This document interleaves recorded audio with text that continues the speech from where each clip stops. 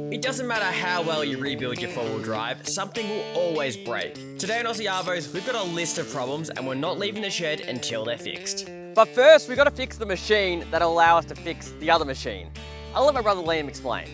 Now, before we get started, we do have to do some scheduled maintenance, but this time it's not actually on a car, but another machine that gets used in our shed a hell of a lot, and that is our Molnar hoist. Now, we've had our Molnar hoist for about 3 years now. You might have seen the video where we actually installed this in the shed, and it's been working great, but it does get used a hell of a lot. And in order to ensure safe operation, it does need to be serviced, as it's a machine, just like a car, but we're not hoist technicians or service people, so we're actually getting one out to come and look at it. So I'm here with John, and he's gonna help us look over the hoist and make sure it's in proper working order. I'm just gonna let him do his thing, and hopefully I'll learn some things along the way. So what's the service interval on 12 months. a hoist? 12 months. Exactly 12 months. 12 months, Not yeah. a day over. Now, we ask a lot from our hoist lifting up Patrick and I's heavy four-wheel drives, and we have to work underneath them confidently, knowing that they're not going to fall back down on top of us. So I wanted to make sure that we were doing everything possible to ensure our safety and the correct operation of the hoist. Just checking to see that all your cables are nice and secured. John actually told us that in most cases, hoist problems are actually caused by user error, whether that be cars falling off hoists or hoist arms crushing stuff on the ground, or failures caused by incorrect installation.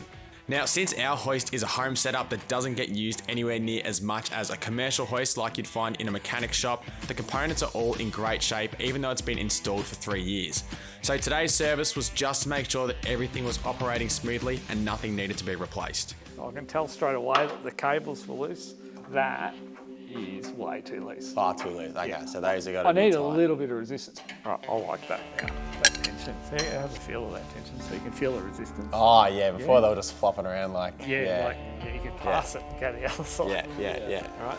John also realigned the hoist arms to make sure that they lift level and keep the car So stable. we're 783. Okay, yeah, right. All right, so we're at least 3 mil out, so we know with that. So this one's got to go up. And we're bang on now. That's Very good. Yeah. All right, so that pretty much wraps up the service on the hoist. It's good to know now that it's all serviced and it's going to be safe for me and Paddy to operate under. So yeah, thanks John for coming out and service it. No worries. Really appreciate it. And yeah, me and Paddy will go get a Landcruiser, I think, and stick it on the hoist because we've got some work to do. So. All right, so I've got a few jobs to do today on the 80 series, so this keeps getting bigger and bigger, but hopefully today we're gonna clear it all out, get them all done. Now you would have seen when we went away with Rob, River and Lincoln a few weeks ago, I actually had some issues with my brakes. Basically, when we did the big upgrade in the car, I did the front calipers, but I never addressed the rear calipers, like I didn't even rebuild them or anything. So basically the car then sat for 6 months during the whole rebuild painting process. And yeah, I think what happened is one of the brakes actually seized. And then when we were out bush, it wore down the pad fell out, the piston went into the rotor, and yeah, it was a whole thing. Check out the video if you want to go see it. Basically today, we're going to be fixing all that up and getting it safe and out on the road again. All right, so if you had watched the video, you would have sort of seen how we left this. Basically, a pair of king chrome vice grips on the braided brake line because as the caliper was destroyed essentially, it was just leaking out fluid everywhere. So yeah, had the caliper to come off, we left it like this to get us home and that held up, no worries at all. In doing all this, the rotor has been destroyed. Its groove's sitting at the back and it's been worn away. So it's no point getting this machined. You may as well get a brand new one for the price. So we'll have new rotor going on. I'm gonna get new calipers for both sides, just so we don't have the same issue again, because clearly they were the old factory calipers that hadn't been touched in so long. And of course, new brakes and then a new braided brake line. So with all this, it should be all looking pretty good. So I think the moral of the story is if you hear any sounds coming from your rear, don't just think, oh nah, it'll just stop, because It won't. it'll stop when it breaks. Yeah, exactly. It'll stop when it's too late. So Liam and I have finally upgraded to like workshop quality, tools here, and we've got one of these pumping things. What do you call them, Liam? It's like a pressure sprayer. Every time you go to a workshop, like I know Dan's got one, and they can just like piss, brake cleaner everywhere, and it's just like the best. So no more cans for us. What do I gotta do? Just press trigger or something? Just down on that. Heavy. Oh, look at that. I can see why they just go around workshops just spraying this everywhere. It's fun. It's so much better than using a can. Like it doesn't feel like you 100%. just wasted. Like a can you'll go through in like a few minutes. Yeah, and you can, but last, so you can adjust the hose. So if you want to adjust the nozzle, Oh, you can get some different spray you patterns can going. go like, so if you pump it up and then hold it close, that'll be more of like a mist type, like, yeah. So there you go, so now spray. Yeah, Ah, there you go. nice. There you go. So we repeated the strip down process on the other side, so be ready to install our new brakes. So this is what I should have done 6 months ago. So we've got brand new Protex calipers for the rear. We've got a set of disc rotors for the rear, set of new brake pads, and a new braided brake line to replace the one we crimped. Now, if you do have like 30-year-old factory calipers like I do, it is a really good idea to at least rebuild them, if not fully replace them like I am here today. So that's gonna give you the confidence knowing that all the calipers in the car will be new, they'll all be good to go, and yeah, won't have any braking issues going forward. Woohoo! That's what we're talking about. Oh, that's nice. New rubbers, everything, yeah. So you can rebuild a brake caliper, obviously. It's actually a really good, I'll leave a link to Dan did a masterclass a year and a half ago on brakes. So we went into really specific detail about how these work, the slides, how the rotors work, how the slots in the rotors work, so all that. So I'll leave a link to that up there if you guys want to check that out. But we're gonna get these straight on the car, and yeah, should make a big difference. Being a heavy four-wheel drive, it's within mine and other road users' best interest this car stops properly, so I'm not cutting any corners when it comes to my brakes. The new pair of calipers along with a fresh set of pads and new rotors will ensure the 80 will stop when I need it to. So always make sure to keep the maintenance up to your brakes, as it's really a component you can't afford to let fail. All right, so that's the brakes all back together. Relatively easy job, especially when you've got a brand new caliper to go on, so super easy. What we're gonna do, we're gonna run around with a torque wrench, torque everything back up, and then we're gonna bleed the brakes. All right, we're gonna bleed Paddy's brakes. I like to make it easy using a plastic bottle and a clear bit of hose, so that one, you can watch the air bubbles as they come through the clear hose, if there are still any in there, and it collects the mess. So yeah, it just makes it a lot easier, it just slides on. So pump her in, and then I go like that. Look at that, fluid straight away. All right, let her out. Keep bleeding the caliper until the fluid runs clear without any bubbles, and always remember to top up the reservoir too. Now, the next thing we're gonna be doing is actually fixing up this exhaust. You'll see here you've got a bit of a problem. The exhaust shoots out straight into the rear bar, and it's actually starting to, we can see the soot there, but it's actually starting to sort of slowly melt the rear bar lights, which isn't ideal. Liam and I modified this exhaust a while back because it used to kind of poke out here, but to get better clearance, we cut it back. So we're just gonna put a 45 on it and sort of point it a bit away from the car, yeah, just to keep that soot from building up. Being that Patrick's current exhaust is made out of mild steel, it was super easy to just cut off the bit that we didn't want and weld on a fresh piece of 3-inch steel pipe with whatever shape and length we liked.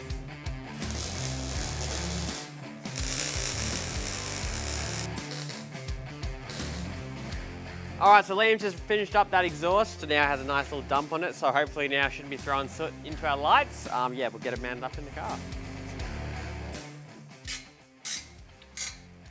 Good work, Liam. Another custom exhaust done. All right, so with the back done, we're gonna direct our attention to the front of the car, where we've got a bit of a job to do. So, since the longest time, I've had a pretty bad leak on the front of the car, and it's coming from the power steering pump. Now, I've never actually tackled doing this before. I've just been topping up the power steering every few months. It is a common issue in 80 series. They do leak, but the only way to fix the leak is to actually pull the power steering pump out and rebuild it. So that's what we're going to be doing today. Now, obviously, with it leaking everywhere, it's actually just covered in schmutz. So the first thing I'm going to do is put a bit of degreaser on it and let it sit for a bit, trying to clean it up as much as we can before we rip it out of the car. The power steering pump is actually pretty easy to remove. Unbolt the low pressure side and the high pressure side fittings, and then you can unbolt the pump itself. There we go. All right, so this is the power steering pump. So I've pulled it out of the car now. What it essentially is, it's taking in the power steering fluid, it's pressurizing it, and then pushing it out to the steering box. So that's what makes your steering lighter. So this one's gear driven off the engine, and yeah, it's a simple in terms of, you know, it's not very big, but it's playing a very important role in providing high pressure power steering fluid to the steering box. So what we're going to do, rip it all down, replace all the seals, and hopefully then it should stop leaking. Now, your first challenge will be removing the gear, so chuck it in a vise with some timber or packers to remove the lock nut. Then you can use a set of pullers to actually remove the gear. Out comes the gear. We then separate the housings to reveal the vane pump. Now, if you want to learn more about how a vane pump works, we actually did an entire masterclass on rebuilding a power steering pump, which you can check out here. But for us, we're going to continue to strip this down using the factory service manual as our guide.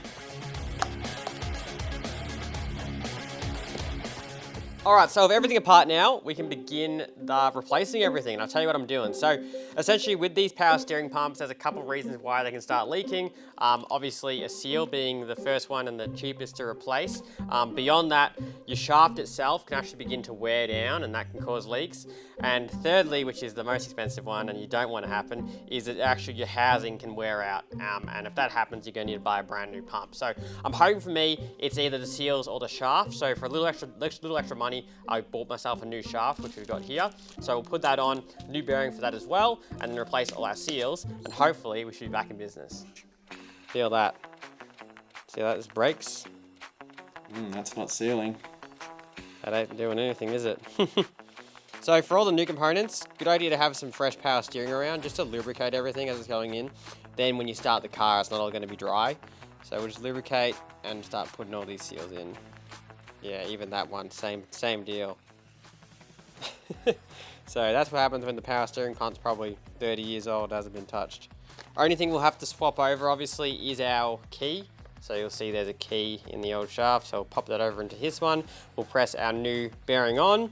There's a little circlip and other stuff to go on, but yeah, that'll go straight in.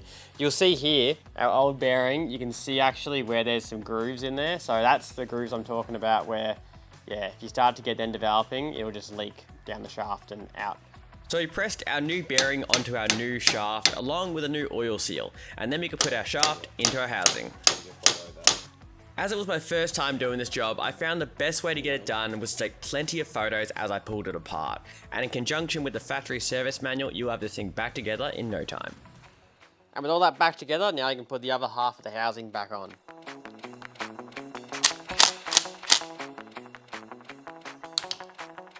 And our last main seal. Awesome. All right, so I've just cleaned up the faces now where we're gonna actually mount the power steering pump into. I've also gone ahead and put the copper washers onto the high pressure line and a new rubber O-ring on the low pressure line. So we should be able to literally bolt this up and we should be right to go. Hopefully no more leaking power steering.